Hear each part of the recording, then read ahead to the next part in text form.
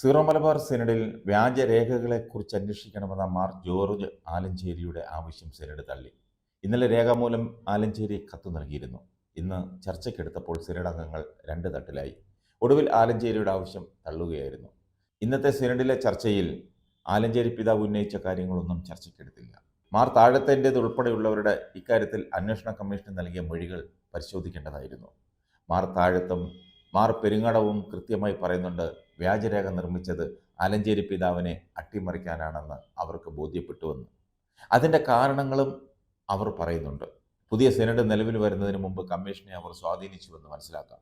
അതാണ് അതിനകത്തെ ഒരു ഗൂഢാലോചന എന്ന് പറയുന്നത്. അവിടെയൊക്കെ പരാജയപ്പെട്ടപ്പോഴാണ് അവർ സിനഡിലേക്ക് കൊണ്ടുവന്നതെന്നാണ് നമ്മൾ മനസ്സിലാക്കേണ്ടത്. ജോണി ആൻഡ് കമ്പനി എന്നയാൾ ബെന്നി മാരാപ്പറമ്പിൽ കമ്മീഷൻ്റെ അംഗമായിരുന്നു. പുള്ളി ഒപ്പിടാതെ പോയ ആളാണ്. ജോണിയുടെ ഇമെയിലുകൾ അതിന് തെളിവായിട്ടുണ്ട്. ബെന്നി മാരാപ്പറമ്പിൽ കമ്മീഷൻ്റെ ഫ്രണ്ട് പേജിനകത്ത് ജോണിയുടെ പേരുണ്ട്. ഇവിടെയാണ് ഗൂഢാലോചന ഉണ്ടായി എന്ന് സംശയിക്കുന്നത്.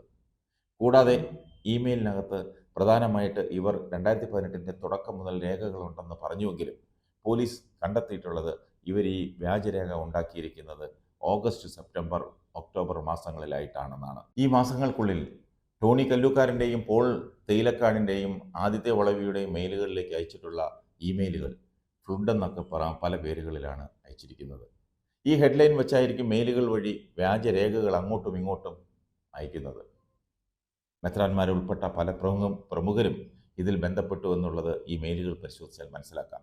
ഇതെല്ലാം അന്വേഷണത്തിൻ്റെ പരിധിയിൽ വരേണ്ടതാണ്. സിനഡ് ഈ ആവശ്യം തള്ളിയതിൽ വിശ്വാസികൾക്ക് കടുത്ത അതൃപ്തിയാണുള്ളത്.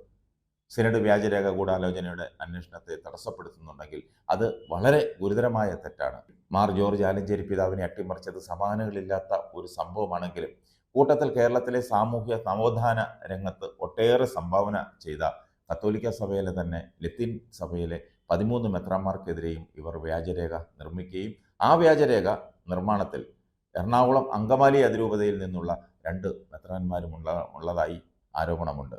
അതിലൊരാൾ സീറോ മലബാർ സഭയുടെ സുന്നഹദോസ് തെരഞ്ഞെടുത്ത മെത്രാനല്ലെന്നത് മനസ്സിലാക്കണം. അവർ വ്യാജരേഖ നിർമ്മിച്ച ലത്തീൻ സഭയുടെ ഭാഗമായി റോമിലെ വിവിധ കാര്യാലയങ്ങളിൽ ജോലി ചെയ്തിരുന്നു.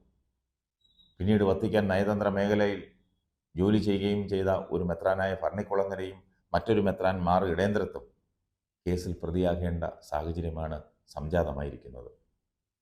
ഇത്തരത്തിൽ ഗുരുതരമായ കേരളത്തിലെ കത്തോലിക്ക സഭയെ തന്നെ അട്ടിമറിക്കാൻ നേതൃത്വം നൽകിയ ഈ 2 മെത്രാന്മാരെയും സംരക്ഷിക്കാൻ സീറോ മലബാർ സഭ സിനഡ് തീരുമാനമെടുത്ത് മുന്നോട്ട് പോകുന്നുണ്ടെങ്കിൽ അത് വലിയ ദുരന്തമാണ് കേരളത്തിലെ കത്തോലിക്ക സഭയിൽ ഉണ്ടാക്കാൻ പോകുന്നത്.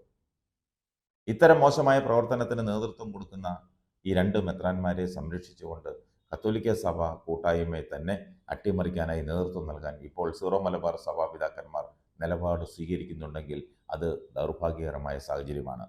ഇവിടെ ലത്തീൻ സഭയും റീജിയണൽ ലാറ്റിൻ കാത്തലിക് അസോസിയേഷനും ഈ വിഷയങ്ങളിൽ അടിയന്തരമായി ഇടപെടണം.